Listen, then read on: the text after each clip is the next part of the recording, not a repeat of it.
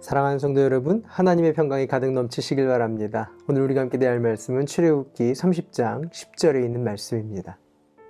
아론은 분향단 뿔에 한 해에 한 번씩 속죄의식을 하여야 하고 한 해에 한 번씩 속죄의 피를 발라서 분향단을 속죄하여야 한다.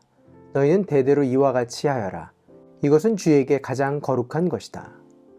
분향단에 대한 말씀입니다. 성소 안에 분향단이 있고 1년에 한 번씩 지성소로 이 분향단이 들어갑니다. 이 분향단은 아카시아 나무, 조각목으로 만들고 그 바깥에는 순금으로 싸게 만들었습니다. 아침 저녁으로 이 분향단을 통해서 향을 피우게 됩니다. 특징은 아무 향이나 피울 수 없고 번제물이나 곡식제물도 올려서는 안 되는 정해진 향을 피우도록 하셨다라는 것입니다. 심지어 이 향을 만들 때 법대로 만들어야 하고 함부로 사용하면 백성 중에 끊어지기까지 한다라고 말씀하십니다. 아침 저녁으로 향을 피우고 1년에 한 번 대속죄일 때 지성소에서 향을 피웠던 이 분향단에는 몇 가지 중요한 사실이 있습니다. 첫째는 향을 피워 올림으로 하나님의 임재를 상징하는 것입니다.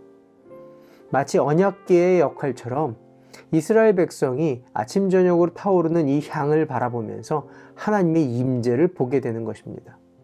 이스라엘 백성은 아침 저녁에 타오르는 이 향을 경외하게 되고 하나님이 우리와 함께 계시다라는 것을 보는 것뿐만 아니라 이 향이 타오르는 것을 보면서 두 손을 높이 들고 함께 기도를 드렸습니다.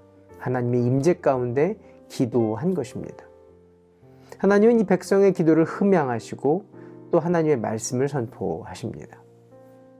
결국 분향단에서 오르는 향은 하나님과 이스라엘 백성의 교제를 상징하는 겁니다. 아침 저녁으로 향을 피우고 속죄일에 향을 피우고 이 백성이 하나님의 백성으로 살도록 하나님의 음성이 선포되고 또 그 음성에 걸맞도록 그들은 기도하며 그들의 삶을 하나님께 드려지는 것입니다. 날마다 거룩한 백성으로 살도록 하신 것입니다. 하나님이 향을 지정해서 피울 양을 정해주신 것처럼 하나님의 백성 또한 하나님께 드려야 할 기도가 있습니다. 다시 말하면 하나님이 시키시는 기도가 있습니다. 신약에 와서 예수님께서 승천하시기 전에 제자들에게 예루살렘에 머물면서 성령을 기다리라고 말씀하십니다. 그리고 제자들은 함께 모여서 성령을 기다리며 기도할 때 사도행전 2장 4절에 이렇게 기록되어 있습니다. 그들은 모두 성령으로 충만하게 되어서 성령이 시키는 대로 각각 방언으로 말하기 시작하였다. 그들에게 하나님의 영이 임재케 되자 하나님의 영이 시키는 기도를 시작했다라는 것입니다. 흡사 제사장이 아침 저녁으로 하나님 앞에 올려드렸던 그 향 또한 하나님이 지정하신 그 향을 피우도록 하신 것처럼 오늘도 성령님과 동행함으로 하나님의 뜻을 구하는 하나님의 백성 되시기를 바랍니다.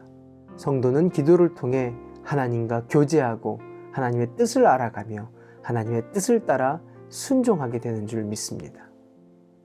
아침에 기도하고 저녁에 기도하며 내 뜻과 내 생각과 내 행동이 기도보다 앞서지 않고 하나님께 인도함 받는 하나님의 구별된 백성 되시기를 바랍니다.